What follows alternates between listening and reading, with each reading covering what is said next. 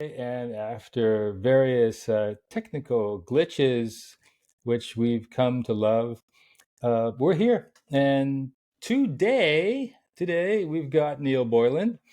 As I was trying to explain in one of my earlier recordings about Neil, he for many years played for the Irish national soccer team, and now he's living in the United States and teaching youngsters how to drink Guinness and play soccer at the same time.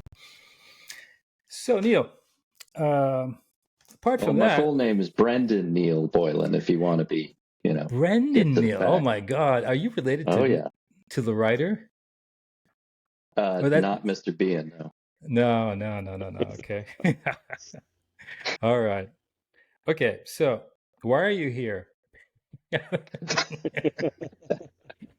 How am I here after all that we finally got it going? This is like our 14th attempt at doing this. Yeah, Riverside doesn't like to make it easy. They want you to suffer, and then that way, the true grit will come out and everything. Well, it's like a writer's life that you got to suffer, for every word.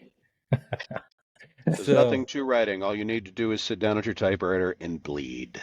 Well, I mean, exactly. In fact, if you go to the Key West house and everything, and you look at one of the typewriters, because there were probably many. I mean, but it's just covered in sort of caked off, or what am I going to say, old blood that looks a bit like sort of iron now, that sort of stuff. Oh, really? Yeah, because you would go boom, that's for that review, and boom, that's from my younger son Giggy.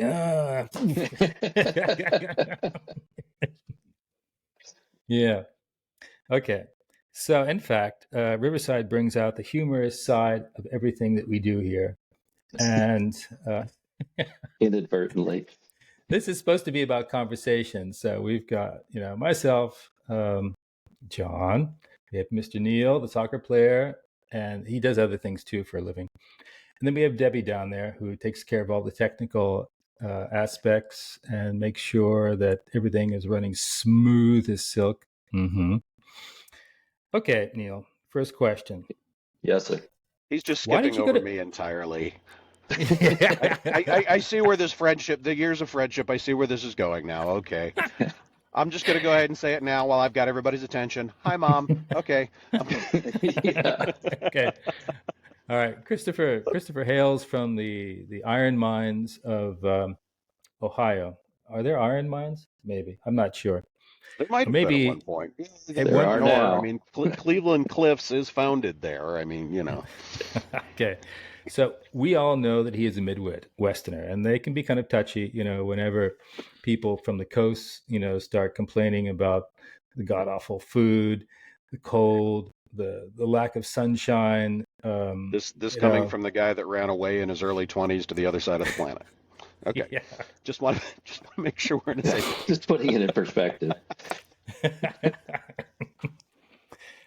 Carry on, John. Yes, carry on, John. Carry on. Okay. Neil, are you wearing a helmet? John was not aware that it was going to be Pick on John Day on the podcast. Oh, wait, check the calendar. Yes, it is. It's today. Okay. Neil, describe your high school in 5 words. John, amazingly, you and I went to the same school. I don't know if you recall that. What? Oh, yeah. Okay. He was this really tall guy, played on the varsity soccer team. I was in the junior varsity. And our coach was, who was that guy there? They used to call him... Mr. Furno? No. It was this black guy. J.P. Mandler? No. There weren't too many black guys there. It wasn't terribly inclusive. You're talking about Harvey Lee. Yeah, Harvey Lee, Mr. Harvey Lee. He was awesome. Shout out to Harvey Lee if you're still around. Yeah, he's still around as far as I know. All right. And our junior varsity team, we were so bad that when we finally won a game, we were just like celebrating after losing all the games beforehand. And they were like saying, why are you guys celebrating? Because, you're the first team we managed to beat. They were like, what? Great. You're that bad and you beat us? We had maybe like 8 or 9 games, and all of them were lost except for one against this poor school that had to be the first one, that was going to lose to the mighty junior varsity Canterbury team. Of course, back then we had jerseys that looked just like the Argentinian team. Yep. With the vertical, azul, vertical, baby blue and white, Blanco white. Mm-hmm. Yep. And it was also just after they had won one of their World Cups, so 78. 78, yeah. In Argentina. Okay. And so quickly they beat the Canterbury Netherlands. decided to copy that jersey and give it to the junior varsity. Not for the varsity, because they all had to have sort of a unified blue, and everything was very sort of, technique, and, they could bounce balls on their heads. It was a whole other level, John, for us. We got special meals, Okay, the junkets, all that sort of stuff, the what do they call those things? They have them in Davos, with those women, the escorts, right? You had escorts too, yeah. Special assistants. Yes. Could you be a ball girl for me? That's what they would say. So much anyway, for this one, John, where did I go to school? So right. John and I went to Canterbury School in Milford, Connecticut. And John, if I may turn it around on you, you had some relatives who had gone to Canterbury before you, correct? My father and my uncle, and they hated it. Okay. It was all boys at that point. Yeah, because my Uncle Patrick said that he knew it well enough to lead an assault on it, if if it ever came to that. My dad basically went there once, never showed up again. After he'd sort of taken me there, maybe to write a check or something like that. Actually, he was always writing checks late. But then that was a fairly common thing, and so I wouldn't be able to get any sort of candy at the PX stores. I don't know what the hell they called it. Oh yeah, yeah, think of it in a second. But you went there 2 years, correct? Yeah, just 2. Yep. And I was there for 3. When we and at certain prep schools, they don't call it 9th, 10th, 11th, 12th grade. They call it form. 3rd, 4th, 5th, and 6th form, which is the British model. We had forms there. Yes, always forms, always changing forms, shapeshifters. We were back in the day. And the food. Do you remember the food there at Canterbury? It was garbage. Shepherd's pie is always the one that seems to come up in conversation around alumni. Do you remember? It was just sort of like that was the easiest thing to make, I guess, for the kitchen people. And John, the food nowadays, I've gone back for multiple, reunions and homecomings. It's just as bad. Oh no! It's phenomenal. The school there's buildings and elements of the school that you look at now when you finally do come back this June, hopefully. I'm still thinking about that. Anyway. No, but you'll see buildings and you'll see facilities, and then you'll taste the food and you'll say, "Oh my gosh, wish we had this when I was here." Do you remember the French toast in the morning? I think they recycled it. Like if it didn't, if someone wouldn't eat it, they'd put it back in some sort of bin or something like that, and then it would come out again.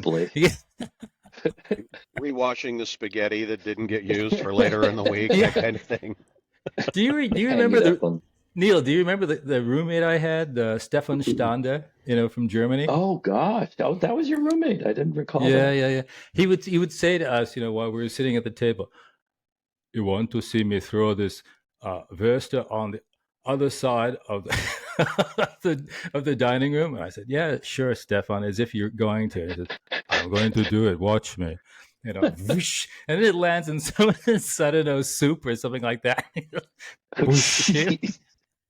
And that was Stefan, One of the first things I learned day one when I showed up in 10th grade, 4th form, somebody was sitting there, and in there they took a pat of butter and they put it down in our cloth napkin, and you'd go like this and go boom, and you'd pull it apart and it would act like a trampoline, and it would stick up on the ceiling if it was just the right consistency. So These that went were the on for a happy while. days, of being at Canterbury School. Yes, absolutely. Neil, Um, I'm curious. What was John like as a kid in high school? uh, I was kind of as a quiet. kid, look at him. Look at him now. Has he grown up? Well, this is Yeah. true. That's why I'm asking the question. I mean, you know. So I will say one of the first times I met John, I Hmm. remember, I don't know, I think you were with Matt Davis, and Matt just said, "Oh, hey, this is John." I said, "Oh, yeah, hey, John, how you doing?" I'm Neil Boylan. He said, "Yeah, I'm John Hemingway." And I said, "Hemingway, as in As the in, what the writer?" fuck? You know what And, I mean? no, and you said, "No, it's Hemingway." Oh, And you said it so dryly that I went through the 2 years with you, Hemingway. and then I saw something in the Canterbury Pallium, which is the newsletter from the school, and it said something about John Hemingway graduated from UCLA and has moved to Milan, Italy. And I went, wait, oh, he is a Hemingway. I didn't know that. I didn't even realize I said that back in the day. Oh, yeah. No, You you know, said it with such a straight face. well, yeah. That one. Yeah, that one.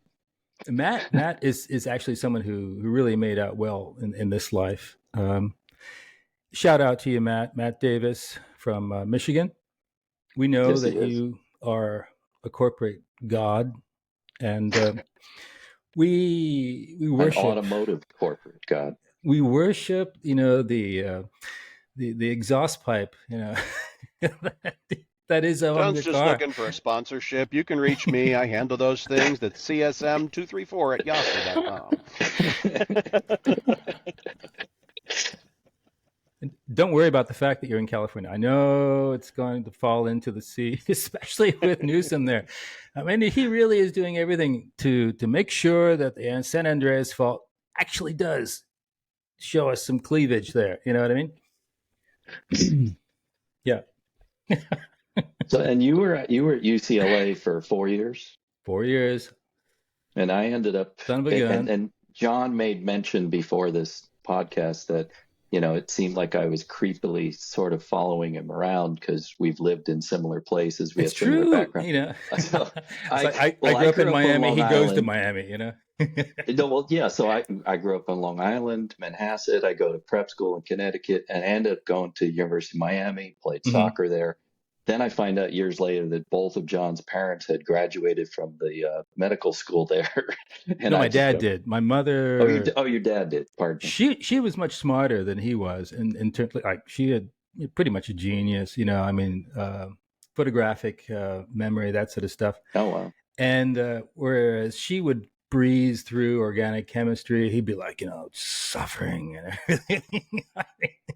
Yeah, yeah. So why Well, did she not graduate from there from the medical school? You're saying specifically? no, she was destined to experience greatness through schizophrenia. Yeah, that was her thing. Yeah, She was I'm not. multifaceted. I have nothing against schizophrenics. Okay, it's just that my mother was a bit too much at times.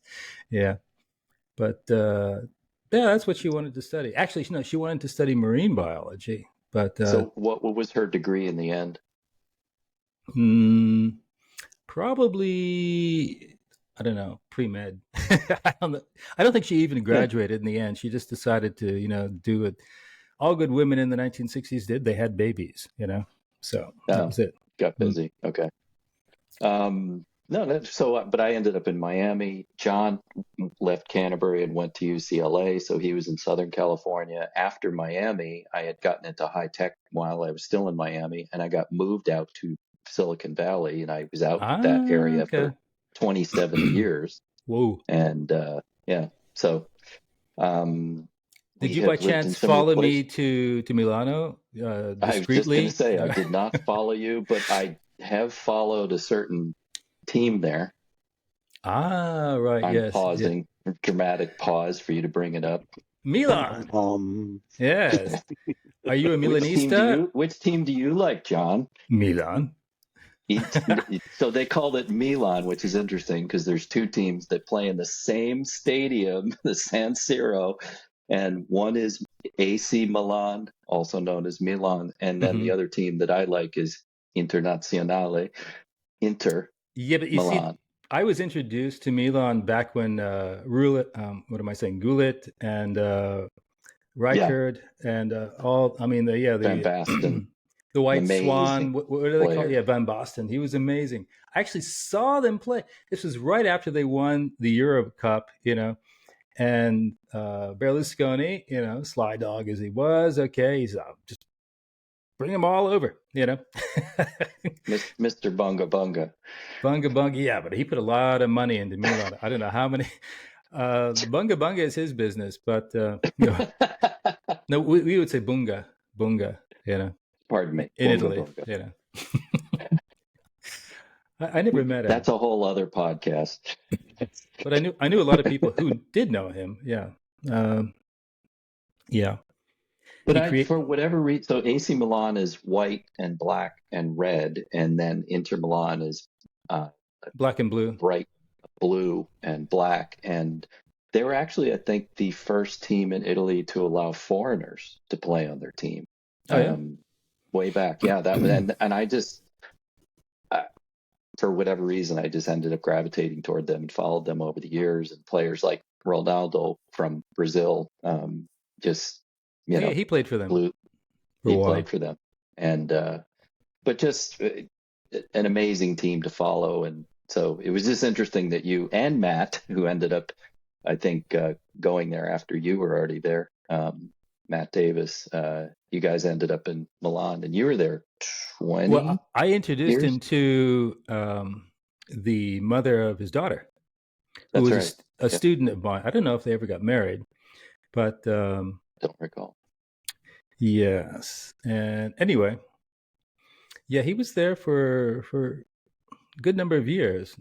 Probably not as well, maybe, I don't know. I was there for about Not 20. as long as you, and you were what, 20 years? I showed up there in 1984 and Okay. finally left in 2006. So there we go. 22 years. Okay. There. Both of my kids were born there. I met their mother there, that sort of thing, And it's a great country. Like everything else in Europe, it's kind of sort of California-ish in a way, They are all suffering from their local Newsomes, I guess, The Italian Newsom, the Spanish Newsom, the Dutch Newsom. Yeah, everywhere you go, there are Newsomes these days. I thought the Italian, like there was a new Italian president or prime minister, some higher up. She's been on a whole her, bunch yeah, of she's cool. yeah, she's yeah. I mean, she is obviously not of the socialist bent, and she's no, sitting back saying, no. "No, She's nuclear conservative. family. Yeah. We need to create a family again. We need to bring people home. At night they shouldn't be working overnight. Stuff like that." Right. So, yeah. And I mean, Italy everybody was should having be going to play. Everybody should be going to play football in the evenings. Yeah. Oh, they should. Yeah. The problem, with Italy is that they had a low birth rate even before all this depopulation. What is it? Craze. I mean, it's like, do you want to depopulate? You first. You helped out with that. You brought 2 kids into the world over there. I did. Fortunately, they took the jet. Ooh, wow. Okay. Don't do that again. That kind of hurt. Growing pains, folks. It's a new podcast. I do have 2 children, and one's 26, the other is 20, and they're living up there in Eau Canada, which you are intimately acquainted with, Christopher. That I am. Mm-hmm. So, Neil, have you ever lived abroad? Or lived on abroad? There we go. It was a joke, and I was going to leave it, but go ahead. I was going to leave it, but John is going to be John, and he's going to throw it out there. No, I've not lived abroad. I've spent a fair amount of my travels going over to the UK, Ireland. When I was younger, we went to Spain, been to France, loved it. But the UK definitely I always had an affinity for, partially because I'm Brendan Neil Boylan. But I always followed the English Premier League, as it was started to be called in 92, 93. But before that, Division One teams. And a lot of my mindset, you'll notice, it revolves around football, soccer. So did you follow Liverpool? So all we ever saw in the United States on television, we had a dearth of soccer coverage in the United States. There was Star Soccer, a show with a guy named Mario Machado, and they pretty much in the 70s into the 80s, it was just, let's show you Liverpool versus Arsenal, and they'd show clips from that match, and then they'd say, and now let's show you,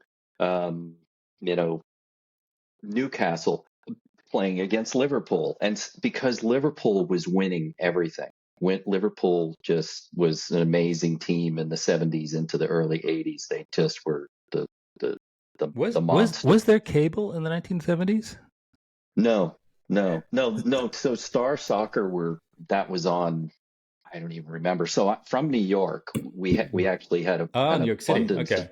Yeah. So New York metro area, we had an abundance of channels. We had CBS Channel 2, NBC 4, WNEW was Channel 5, which is an independent. ABC was Channel 7, WOR, which is still around, independent, and then WPIX was independent, and then we had WNET. So I kind of remember Star Soccer being on WNET, the public broadcasting system, and then there was also this unintentionally humorous show called Soccer Made in Germany, and so we'd see tons of Bundesliga, especially Bayern Munich matches, and the host was a guy named Toby Charles, who was he had this droll way of speaking, and it was so funny to watch the matches because he'd kind of let the matches just play, and then he'd interject every once in a while. So these weren't live matches; they were just clips shows. And I remember there was one time there was a team that was I think they were getting destroyed by Bayern Munich. It was like 7-0 or something like that. Nasty. And the cameraman happened to zoom in on the opposing team's coach, and the guy's like going like this, and he's looking at it, and he's That's going why like they were this. losing. And Toby Charles paused and says, I don't think he's going to find any help up there. Not today. So, I grew up with, and it's odd because the town that I grew up in, Manhasset, I would call it an American football, basketball, lacrosse town. And oddly, I played soccer, ice hockey, and grew up playing baseball, and then also played tennis. So I don't know. I didn't mean to be a contrarian, but I inadvertently was. So by the time I got to Canterbury School, where we both went, the soccer team was on a better level. And rest in peace, John Coffin, Mr. Coffin, just passed away recently. He was the longtime coach, and he actually played for Cornell, and they won the Ivy League when he was there at Cornell. He was a cool guy. And I found that I had him for math. Found that once. out. Yeah. Oh, he was phenomenal. I mean, I just loved his dry sense of humor. The story that I like to recount is if he liked you, possibly even if he didn't like you. But I remember if he'd had a connection, he and I just kind of made a mental connection. And so he'd be walking down the hallway toward me, and right before he'd get to me, he'd say, "Howdy," and he'd just keep walking. But he'd say it dryly out of the side of his mouth, and he'd sort of smirk and chuckle as he did it.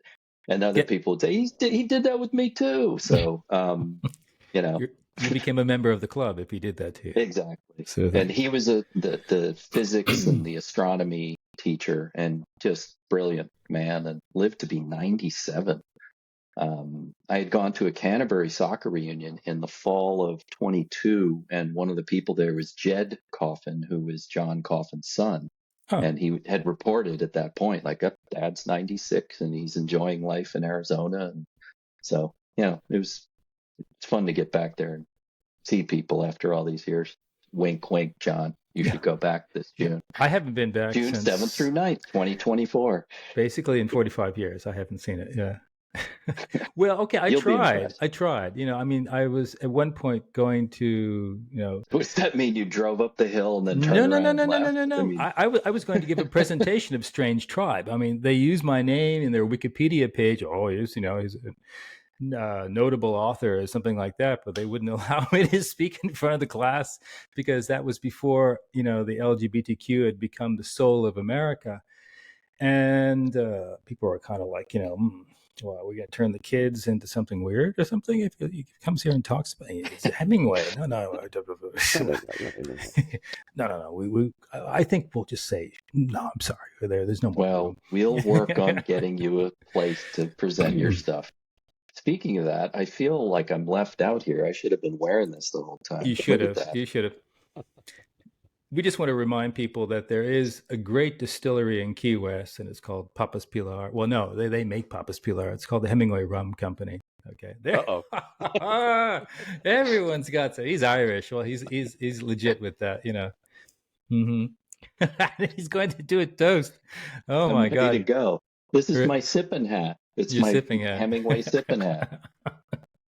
Yeah. Hey, if I have to, it's not even open yet. Look at that. Still got the seal on it. Oh These my are God. great bottles, guys. You should get one now. This is the dark rum, my favorite. Yeah, it's good stuff. You and I have had that at your place in Montreal.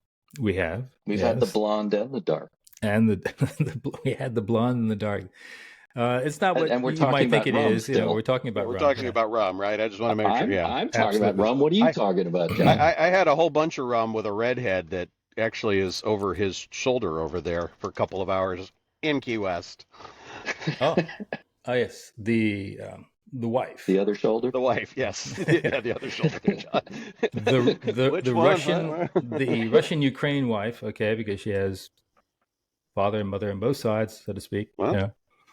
So she's vacationing in sunny St. Petersburg and enjoying the warm weather at minus 25 degrees Celsius, which is similar to Fahrenheit, I think. Yeah. At some point it just gets really cold. Yeah.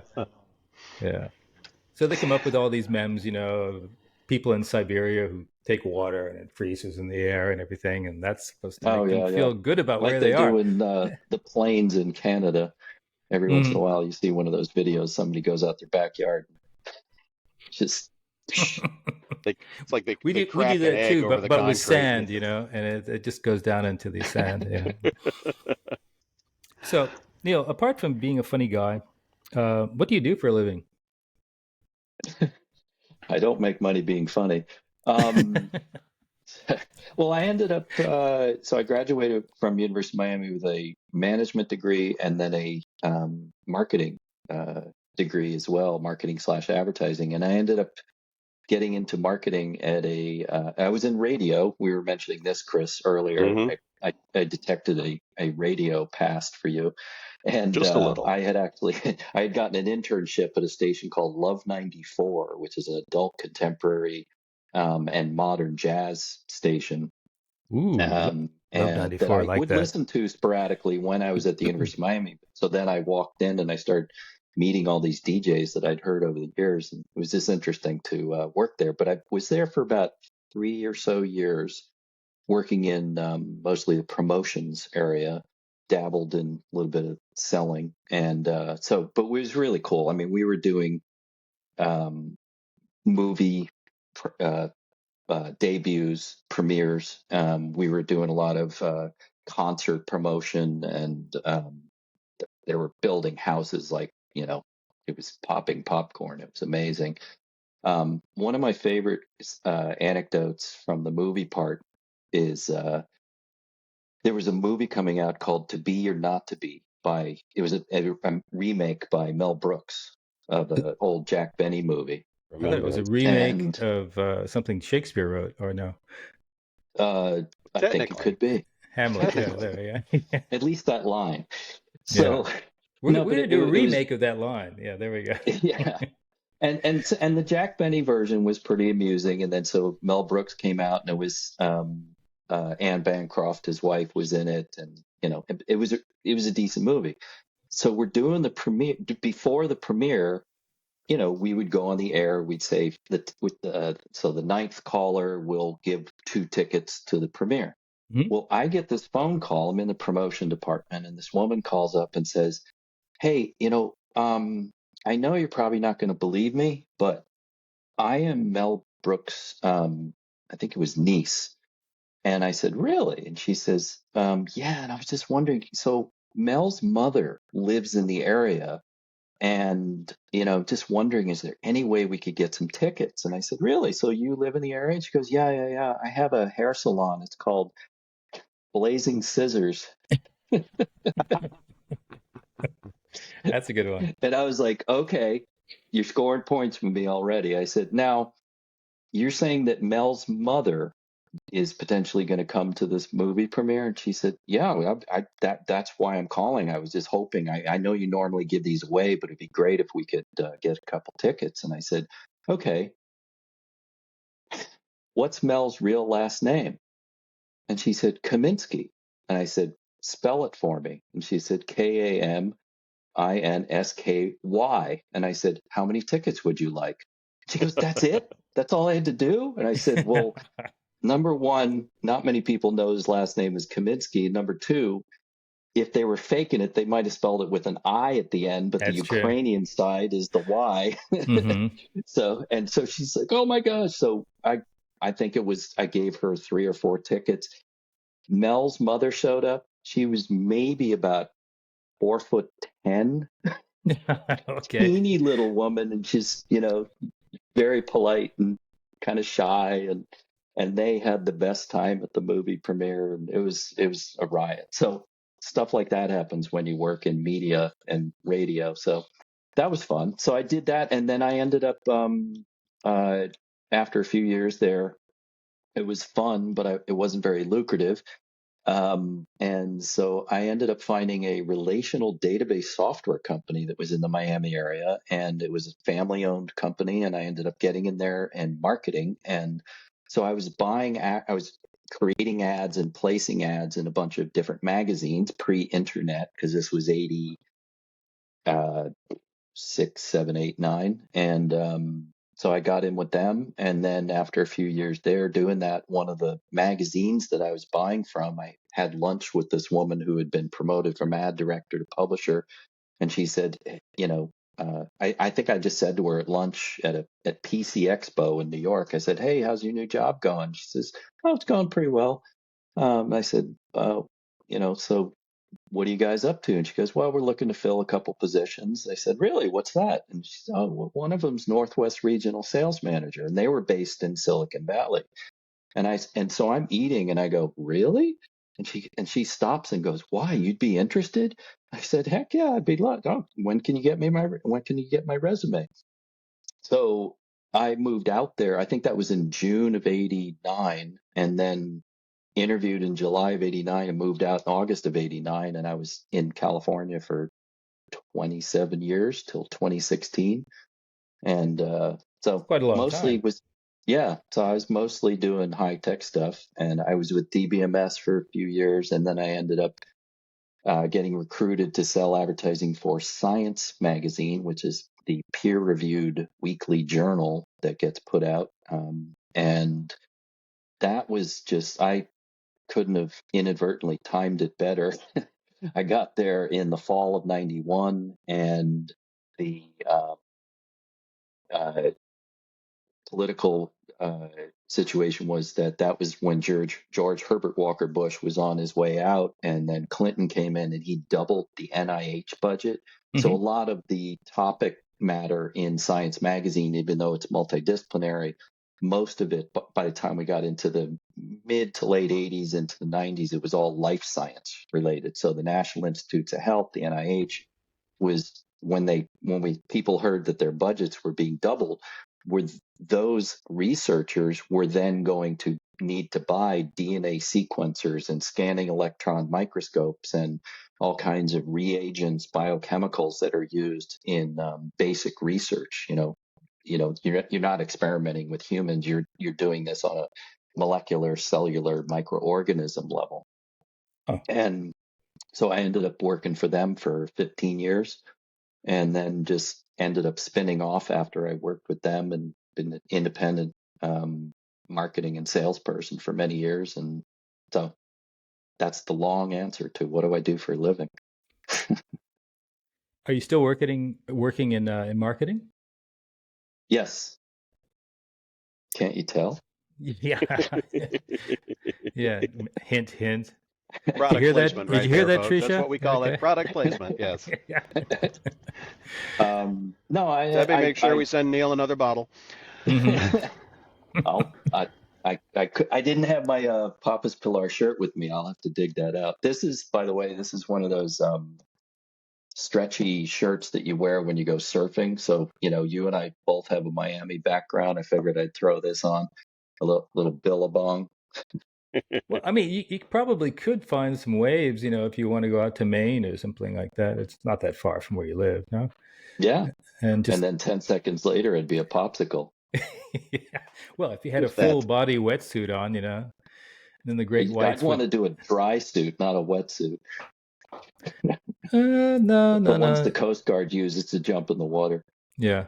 Um, but yeah, I just know I've been in marketing and sales for all these years, and then I'll get hired by this company, that company. Lately, I'm working with an organization that does industrial packaging. So I used to work for a weigh fill scale system company in Vermont, and now I'm working for the distributor of that one.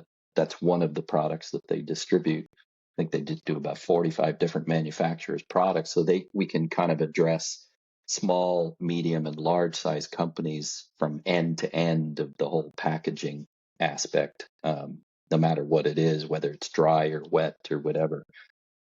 So it's kind of an interesting field that somebody said to me 10 years ago, where do you see yourself going? That wouldn't be one of the topic matters that would have come up, but it's kind of interesting. I mean, I've tended to go for the software, hardware, high tech realm, and then the scientific realm, especially the life science, biomedical. Yeah, I was wondering how, I mean, because you don't have a background in biology or chemistry or anything like that. No, So you did a lot of reading I over the have this years. odd, yeah, I have this odd brain where literally I can talk. Many times I'd be at a trade show, let's say for science, and I'll see that it's like John Smith, PhD, and I walk up and I say, so how would you compare your DNA sequencer to this competitor? And then they'd get 5-10 minutes into it. And then I'd see them sort of lean over and look at my name badge and they'd say, so you work for Science Magazine? What, are you a writer? And I'd say, no, I'm in advertising. And they'd say, well, how do you know about all this stuff? And I said, well, I'm in marketing and sales, so my brain has to absorb what does company A's product do? What does company B's do? What does company C's do? Because I'm probably going to call on all three companies to try to get advertising placed in our magazine or on our website. So I can kind of absorb high tech data relatively easily and be conversant in it. And it kind of cracks up the people who have the PhD MDs because they've been studying it for years and working in it for years. They actually know how to use the machines. I don't know how to use them. I just know how to Yeah. compare them. So they're the specialist and you're the generalist. Yeah, no, definitely. Yeah, generalist is that is the applicable term for me, where I can talk about kind of any high tech and to some degree non high tech subject. I mean, this is John. You and I gravitate toward each other because we make references to a lot of tangential things, and yeah, Like so I the think good we cooking find in each other Canterbury, interesting. Yeah, yes, surviving the cooking at Canterbury Yeah, in made those it. So days. I'm going to go ahead and admit a nickname that I have for John. I've called him Captain Tangent for a while. Captain Oh, Tangent. Captain Tangent. then Just all of a I'm sudden, hey, there we co-captain. go. I'm No. co-captain Tangent then. Tangent, yes. So Can it's probably, what you say you're afflicted with, attention deficit disorder or something like that. Yeah. Yes. After a Have I while, I said just that? Are you talking to Chris or me? no, Yeah. Chris.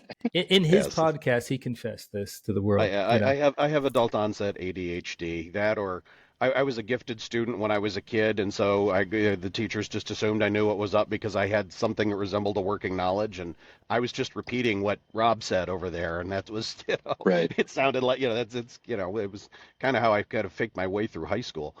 Um, and I got out into the adult world, and it's like, oh wait, I actually have to study. Um, it's like, how do I do that? Um, so Neil, I'm just curious. I mean, you had talked about how you've got to just you had to look at one and be able to compare it to another and compare it to another. I mean, if anything, that's knowing the demographic as to who it is that you're trying to sell to. Yeah. So there are people who want to buy a product because of price. Hmm. Let's say price first, and then it's about features and benefits, secondary, tertiary, Right. et cetera. So, but then there are people who say price doesn't matter. I need it to be the fastest. I need it to be the best. I need it to be the most accurate. Um, and those are the people who have the big budgets and can drop $1 million on fill in the blank, whatever it is that they might need. So that's what makes it interesting for me is it's not just very cut and dried where you just say, oh, well, this one's the best price. We're not selling a low cost commodity or widget. They're probably these are people who have to think in terms of what's it going to do for me month 1, month 12, month 48. Do they want it to be durable so that it lasts for 10 or 15 years, or do they want something that um, they only need it for a couple of years because they're planning on growing the organization? Could be a company, could be a lab. Um, and if they're going to grow it, that they'll probably just end up putting that on eBay and selling it after a couple of Hmm. years. But they need those baby steps. They need to walk and jog before they can run. But then once they're running, they're going to grow like crazy, and then they come back later on, if possible, and they buy the big whiz bang machinery. Right. Were you ever Okay. contacted by other companies because of your star status at Scientific American? Science, Science, rather, science. yeah. And science is interesting because a lot of the average everyday Americans don't know that there's science and then there's Nature magazine, and these are the two sort of top of the apex uh, uh, publications that have been around. So Nature was started in the mid 1800s by Charles Darwin and his contemporaries. And then Science magazine, and I'm being a little loose with the description, was started, propagated further by Thomas Edison and his contemporaries. Because physical sciences, so notice Darwin was, going off to the Galapagos and studying animals, birds, etc., like all that kind of stuff. The HMS Beagle. So I would call that life sciences, zoology, and but then once you get into the Edison time frame, into the mid and later 1800s, it was about physical sciences. They Edison, Einstein, everything was physical sciences until you get up into the 60s, 70s. It started to shift to the life sciences because they were able to, um, through the technology that was available, they were able to see things on a not just a microorganism, a cellular level. Now they could see things on a molecular level. Now you could potentially flick a switch on a molecular level and with a protein or an enzyme and cause something to stop occurring. Um, so there was a lot of approximation in the life sciences and medical fields for many, many years, and then they became extremely pinpoint accurate.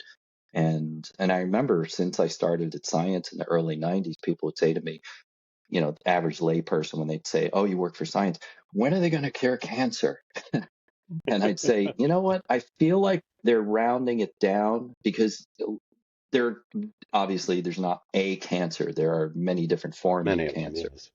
And so the cancers come in different forms, but also can morph as they go along. Different organisms can just, they're evading their whole purpose in life. They don't have a brain, but their whole purpose is to stay alive. That could be a virus. And so when it comes to something like cancer, I was always fascinated. I was kind of, as a layperson, I was sort of keeping track of what was going on in those fields, and slowly but surely, and it's taken, 30 plus years later, we're at the point where they're getting to the level of, I used to call it flicking the switch off. If you can find that enzyme or that protein that affects something and causes it in a natural way to stop. We all have, if I may sound slightly tangential, we all have You may. cancer cells that are dormant in our bodies. Right now, everybody has cancer cells. It's something causes Great. them. Well, and when I say this is a general terminology, because I'm not a life scientist and I don't even play one on TV, but the cancer cells are floating around in our body. They're in our blood cells, whatever, different organs in our body. Something externally, meaning could be from the environment. We ingest something, whether it's respiratory, or we're eating food or drinks. People smoke, causes their body to react in a certain way. So they're getting to the point where it's closer and closer to being able to cure a lot of different cancers. And fingers crossed it happens sooner than later, because we all have had people in our lives who've had cancer and maybe not made it. And then I have a friend who I played soccer with in college who has multiple myeloma right now. And that's one of those diseases where they, quote unquote, don't have a cure right now. But there are ways to sort of stave it off. And, he's going to do stem cell therapy. He's doing all these different things. They found it out because he had a problem in his upper neck, back area, and his vertebrae were slightly degrading.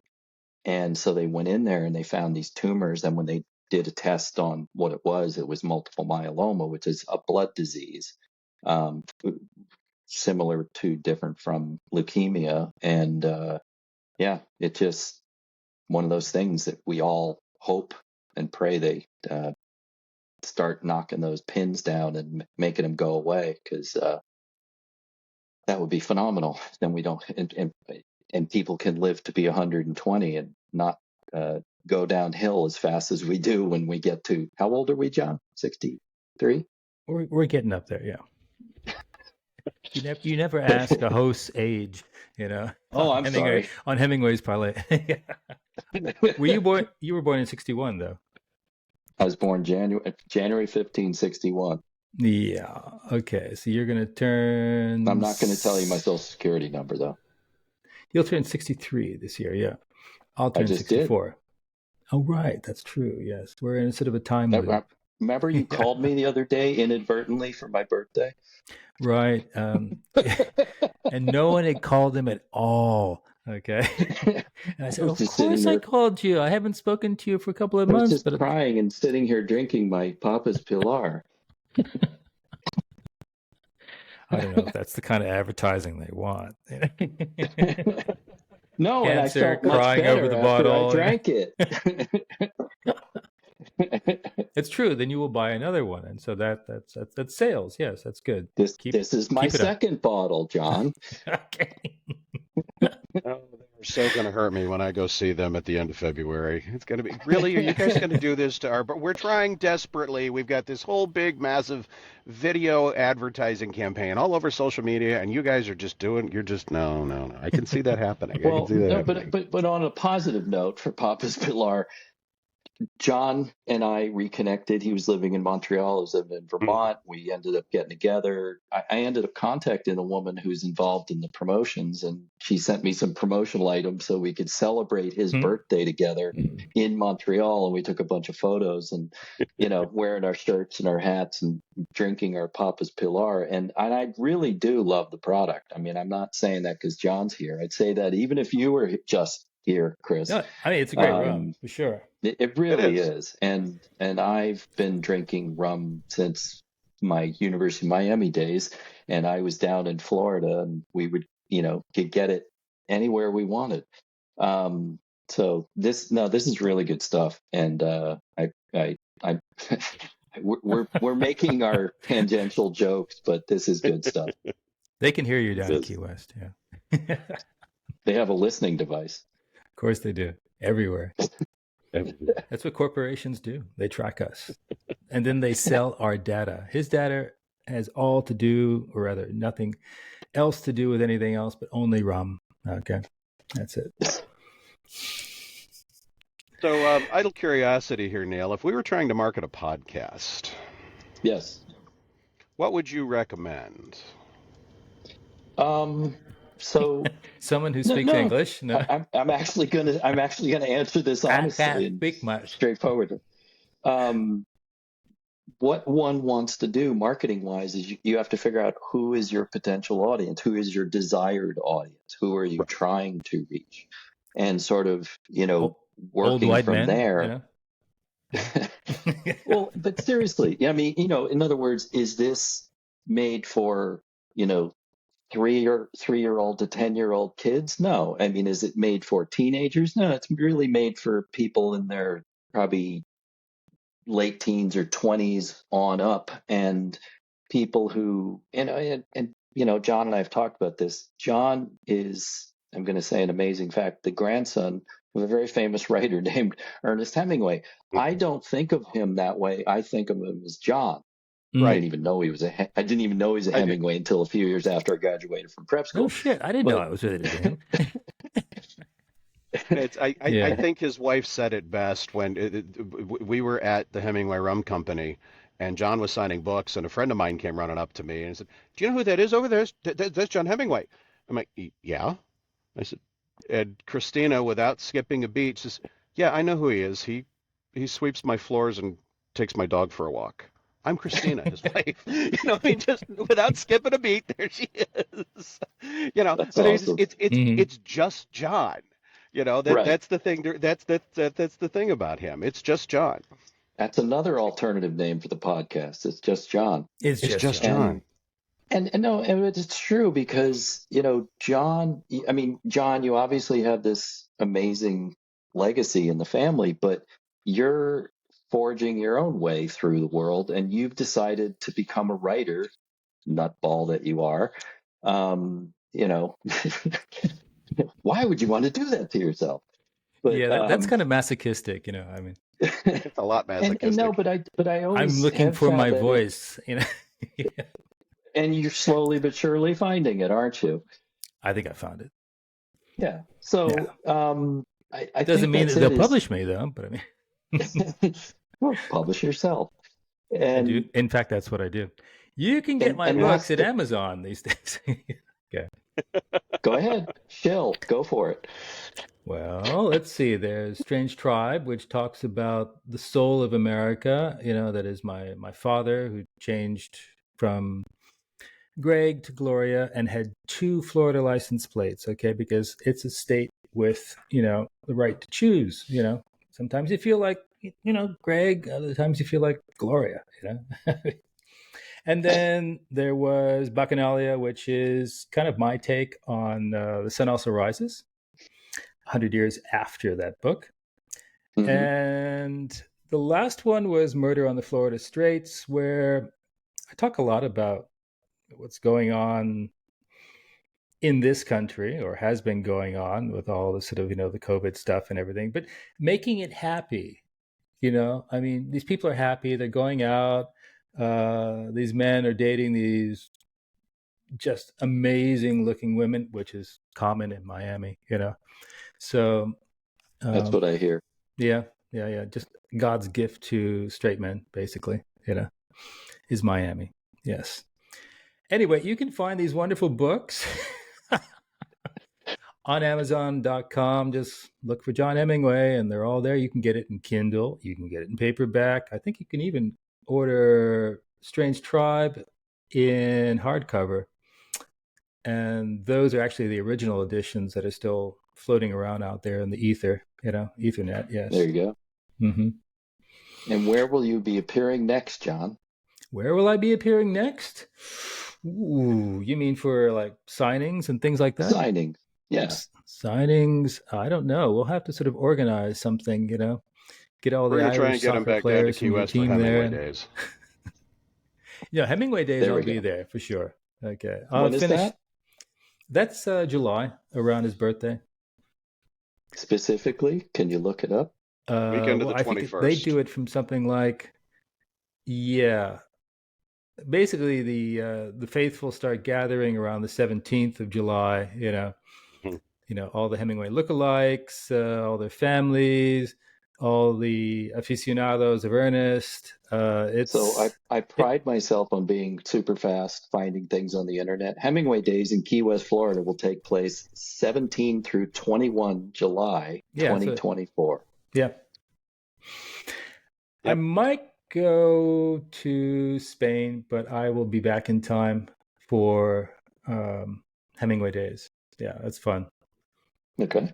Because I'm writing a sequel to the noir, and this one gets even nastier, but it's funny,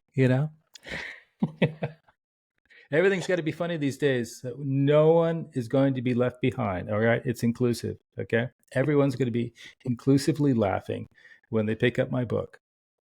So getting back to what we were talking about, marketing the podcast. So what it is you want to figure out who do you intend the audience to be, and then making a point of directing it in their direction. So seriously, if you want to talk about this more, I can definitely help you. Now I'm shilling, and no, but could that's we just could how we like pick your brain, so to speak? Absolutely. Yeah. So we have to find our audience. We have to find the age group. I've been watching this podcast by this young lady in her teens, and it's called Shoe on Head or something like that. She talks about, well, she's trying to sort of bring men and women together again. After men were considered toxic and all that sort of stuff, and she's really brilliant about that. So I thought, well, maybe if we all wore wigs, okay, like she does, okay, and does the right makeup, everything like this, we could give sage advice to, I don't know, teenagers. Maybe not. At one stage of the game, I thought I was going to be the involve guy. a cross promotion. Hello. We had two people speaking. Cross promotion at one stage in the game, and you were. Yeah, well, my dad used to do that. Cross promotion with Strange Tribe is what I was going to say. There's a joke there that I'm just really not going to touch. But yeah, I mean, we can. I think we could figure out who our demographic is real quick. We can make this work. It shouldn't be too difficult. If any of you out there really want to help us, okay, we'll leave our contact emails so that you can say, well, I think, John, this should be your demographic, okay? And John, I don't think you have any future. That might be another one. Okay. It would be interesting to hear from a variety of audience members to say, I'm male, this age, female, this age, just to get a sense of, what is the range? Because there's what the audience, there could be an audience out there that you didn't even know you're attracting. And then there's what your perceived audience is from your perspective, yours and Chris's perspective. Just off the top of your head, we're going to get the people who are interested in Ernest that say, well, what's this guy John all about? And so there's a certain demographic that exists right there just from your grandfather's perspective, to leverage and to it's all about repetition. I mean, we're all joking about wearing our Papa's Pilar hat, and I'm sorry, did I mention that I like Papa's Pilar? Hold on. And I got something for you guys. Where is that? but there's a I'm just certain sitting. I'm audience, just sitting here in my obviously, for little this semi type of truck. product as well. Yes, there is. There is. So no, and I just. Okay, here we Uh-oh. go. Here he comes. Whoa. Excuse me, audience. He's back. It was an Be still my emergency. beating Okay. heart. I'm afraid to So- ask what this is. Ah, yes, John. So what's that? This is Hemingway Rye Whiskey. Get this. This was voted the best rye in the effing world. Okay. Not just, the United That's States the or anything. official title. Yeah. The effing F world. dash It's ing. not the world, but the effing world. Look, there Yes. might be teenagers here who don't know what fucking means. Okay. So I'm trying to sort of, be family They're oriented. Googling it right now. I, The city this in thing Bavaria, is really, by the way. oh God. No, seriously, this is immensely good. Okay. However, it's not cheap. Okay. The bottles sell before taxes, I think around $108 or so, Yeah, they're not cheap. But it's worth every drop. Yeah, people tell me, oh, John, you can spend hundreds of dollars for a good rye whiskey, and yeah, I highly recommend it. It's very nice. Just as much as I recommend Papa's Pilar, which comes in. Like This is the dark rum, and it also comes in the blonde, the Solera, I think, version. I would say, ladies, okay, how to please your drunken husbands, okay? Get him a bottle of this, and he will love you to bits. And if he's not drunken, if he he's may not be by drunken, the end of ladies, that bottle. you can finish it off. Yes. And if he's a friend of Bill, well, we're working on something for that too. Bill, Yes. and Debbie too. Yeah. Trying to be all inclusive. I hope anyone, I hope, yeah, this all reminds me of the Argentinian president, Javier Milei, okay? And he's saying, revolution, damn it. Well, the revolution is the Hemingway rye whiskey, okay? Because it's so good, it's revolutionary. There we go. There we I think go. the president of Argentina would love this if one of us were to send him a bottle, but we can't afford it. You need to travel to Buenos Aires and go deliver a bottle and get a photo op with him. There's some serious I think import tariffs on that bottle. Yeah. Well, he's getting rid of all that, because he is, a libertarian, and he thinks all that sort of junk is just, socialism. He goes through all the Well, I various think the sort of key thing ministries is there, he's and he goes, afuera, afuera, afuera. He's an economist, and I think that's what makes this all fascinating. Mhm. I mentioned to you that I have a University of Miami soccer teammate, Mito, who is from and lives in Buenos Aires, and I've been absolutely fascinated to interact with him, whether it's via text or speaking with him, prior to the election, during the election, and post-election. It's just been he's very knowledgeable about what's going on in Argentina, what has gone on historically, and what is going on, what needs to go on. And he's been pretty well pleased. As shocking as the measures are, the changes that Malay is affecting, they're necessary. These are things that needed to be changed 20, 30, 40, 50 years ago. They just got into a rut, and multiple generations of Peronists and Kirchner's, the family Kirchner,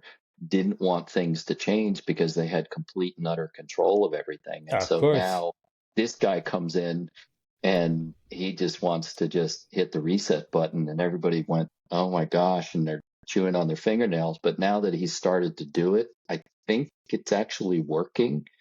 It's going to take a little while, and it's going to be painful, but someone had to rip the Band-Aid off and just do it quickly and make some changes, and he seems to have done that. I think that this podcast is relatively libertarian Yeah. in its fundamentals. Mm. Oh, For In your that if political anything, organs. the key word is tangential. It's tangential, Yes. tangential. tangential, okay, but it's not socialist tangential, because otherwise the president of Argentina won't, do commerce with us. Yeah, he made that clear. Right. So, well, So what Neil, if about the somebody wants to, distribution of Papa's Pilar down in Argentina? I don't know. They're still trying to get it up to Canada, as if. I'll talk to my friend Mito about setting up a distributorship. We'll go from there. Yeah, I think they need to push it. But you were saying, Chris, sorry, I I'm going to didn't say, mean. Neil, if I say, I'm, pondering something here for a second. If somebody out The there who's infinite. watching wanted to hire you as a consultant for you to take a look at their current marketing plan and see where they could go from there, how would they get in touch with you? I would say the simplest way would be via email. So I'm Neil Boylan, NeilBoylan, and my email is N as in November, B as in boy, Oylan at gmail.com. That would be Okay. the This also goes up that's on YouTube, so we'll have a section there where we can write down information like Neil okay. Boylan's Yep. That'd be great. email and you know who and how to spell Javier Milei. Okay. Oh, and we'll have the video of him at Davos. Okay, for all his fanboys. Okay. On loop tape. Fuera, afuera, afuera. Fuera, fuera. You seem to like that, John. Oh, I thought it was hilarious. He's kind of like Trump, but I think he's much more incisive. He really understands what the hell is going on. I mean, Mm. Well, and he's an economist, and he brings sort of a gravitas in that category. And if I remember correctly, I saw in passing. I think I said this to you the other day, John. He brought in a woman who used to work at the International Monetary Fund. So he's not just saying I can do this. He's saying we are going to do this. He's Hmm. bringing in the right people who can properly affect I'm not sure, change. Neil, but wasn't that his sister or something like that? Because I uh, Not that I know of. Schwab was saying it's amazing how your sister ran uh, your election campaign for president or something like that. And so I thought maybe that's Oh, his no, sister. but I'm talking about since he's gotten into office, he brought in somebody who has the chops economically Oh, to, okay, uh, yeah. yeah, no, totally not a family member. Hmm.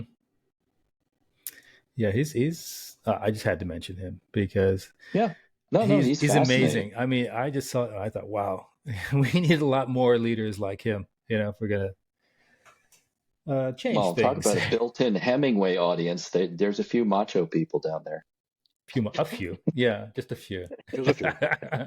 in a good way, Yeah, in a good way. Yeah. gauchos. Es lleno de gachos. There we go. All right, Neil. So, what do you think of America these days? That's the last question. It's a great place, right? It is, and it's in a state of turmoil. I Mm. think back to the 1960s when there were so many changes going on, and there was a lot of, head-to-head head-butting going on, and that's sort of what it feels like nowadays.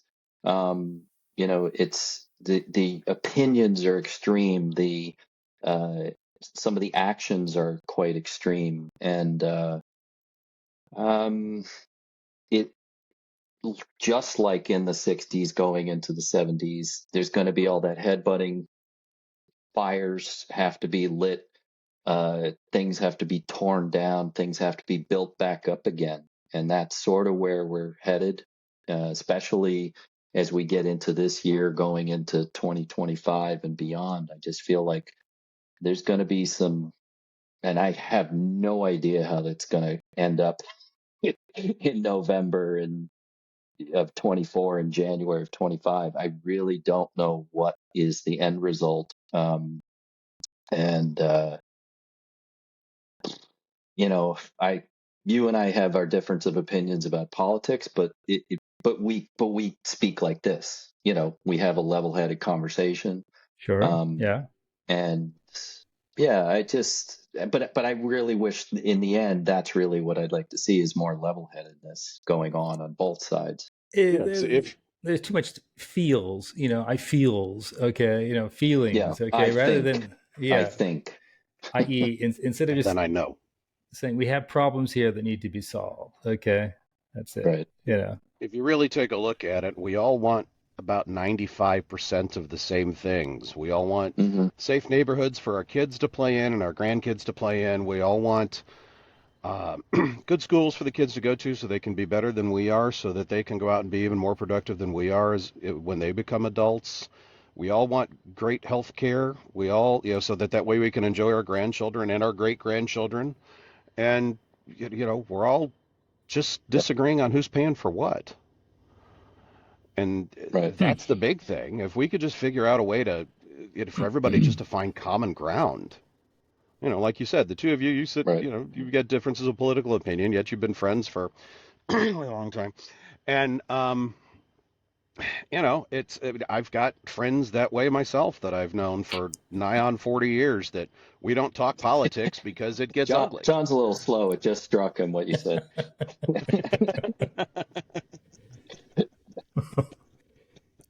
Yeah. But opinions. Opinions. Yeah, I mean, we're all allowed to have our opinions, but I think Jefferson said it, and I'm going to destroy his paraphrasing. Something along the lines of, I don't fault any man for his opinion. I won't turn any friend away because he's got a different opinion or a different religion than me. We can always fix it in editing. It's okay. It's okay. So, we should actually thank Riverside for the fact that so far everything seems to be okay. You guys have frozen a dozen I'm times impressed on me, with but this. Yeah, this is the first time I've been involved using the software, and I'm impressed. We had tried to use it. I have Chromebook and a Chrome browser. There was some pop-up related thing. As soon as I switched to the app on the iPhone, it was perfect. So thank you, Riverside. Parfait. Okay. Hemingway parlait, c'est parfait. Okay, there we go. Oui. All right. So, thank you very much, Mr. Boylan.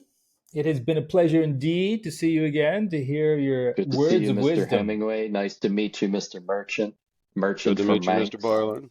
Yep. The Manx cat, yes. Yeah, looking forward to seeing you if you can manage to find your way down to Hemingway Days in Key West in July. We should all get there. Yeah. Well, okay, John, if you go to the Canterbury alumni reunion, Canterbury School alumni reunion, June 7th through 9th, I'll go to Key West. Okay. And I'll take photos galore because I love taking photos. So. Okay. and John, will there be Papa's Pilar rum there? There will be Papa's Pilar rum. There will be Hemingway rye whiskey. My gosh, my golly. We shall have to partake at that moment. Yes. C'est parfait. And then come on over to Sloppy Joe's and root me on in the Hemingway lookalike contest. Yeah. Okay. Hopefully we will. It'll be his second year, so it's an impossibility that he's going to be nominated. Not my second or crowned. year. I've been doing it a lot longer than that. His third year or something like that. Third, fourth year. Fourth year. But no, we raise a whole bunch of money for scholarships. Is he going to wear pants this time? I think that's why he didn't get chosen last time. Yeah. I think he just had briefs on, like a bathing suit of that sort. We actually had one guy show up wearing a zebra Speedo once. We're not going to. I was going to say, did you break out the gold lame thong? No, I've been informed if that happens, I won't be invited back. Well, you see, he read this book called Strange Tribe, and then it changed everything for him. On that note, folks, if you'd care to advertise on this thing we're trying to call a podcast, please feel free to reach out to me at csm234@yahoo.com, and we'll have a chat about advertising here with us. Your name could be right here on our baseball hats or on our T-shirts. Or it could be right here. Or some little sign back here. We can make arrangements. That's not a problem. And of Sure, course, we sure, could, sure, sure, if you sure. happen to have a beverage, we of course could drink it, Yes. or from a mug or something along those lines. So feel free to reach out to me and I'll take care of things for you. CSM234@yahoo.com. Mr. Hemingway, it has been an honor. Boom. Thank you once again for allowing me to join you. Mr. Boylan, excuse me, it has been an honor.